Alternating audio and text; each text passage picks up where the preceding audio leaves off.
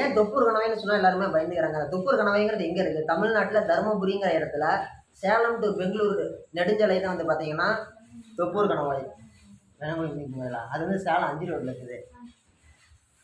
அந்த தொப்பூர் கணவாயில வந்து பார்த்தீங்கன்னா, அமாவாசை பௌர்ணமினா பெரும்பாலும் நெறைய ஆக்சிடென்ட் ஆகுது. நெறைய பேர் பேய் வருதுங்கிறாங்க. அது என்னன்னு சொல்லி பார்த்தோம்னு சொல்லி கேட்டீங்கன்னா, அந்த பகுதி வந்து ரொம்ப நீட்டமான பகுதி. அந்த தொப்பூர் கணவாய்ங்கிறதே ரொம்ப ஒரு ஆபத்தான பகுதி. இன்னைக்கும் கூட போய் பார்த்தீங்கன்னா, கொஞ்ச தூரத்துக்கு ஒருக்கா ஒவ்வொரு வளைவுக்கு ஒருக்காவும் ஒரு ரேடியோ வச்சு போலீஸ் வந்து அனௌன்ஸ் பண்ணிட்டே இருக்காங்க.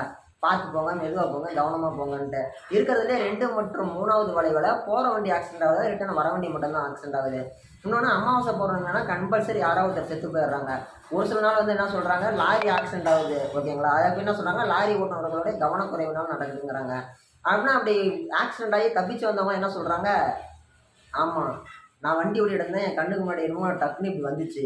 அது வந்ததை நான் பயந்துக்கிட்டேன். என்ன நடந்துச்சுன்னு எனக்கு தெரியல. அப்புறமேட்டு முழிச்சு பார்த்தா ஆஸ்பத்திரியில் இருக்கிறேன் அப்படிங்கிறாங்க. அப்படி எல்லாருமே சொல்றது வந்து பார்க்கும்போது எனக்கு இது எல்லாருக்குமே ஒரு பயமா தான் இருக்குது. ஓகேங்களா? இந்த தொப்பூர் கணவாயை பொறுத்த வரைக்கும் அரசாங்கம் ஒரு அறிவிப்பு வெளியிட்டாங்க. ரோட்லாம் வளைஞ்சு வளைஞ்சு இருக்குது. அதை நாங்கள் நேராக போட்டு தரோம். அப்போ வந்து உங்களுக்கு ஆக்சிடென்ட் ஆகாதுன்னு சொல்லிட்டு அவங்க சொன்ன அறிவிப்புக்கு தகுந்த மாதிரி அது ஒன்றும் அறிவிப்பாக மட்டும்தான் இருக்குது. அதுக்கான பராமரிப்பு பணிகள் அதை மேற்கொள்ளலாம். புதுசாக ஒரு ரோடு போகலான்னு சொல்லி அளவெடுத்துட்டு போயிருக்கிறாங்களாம்.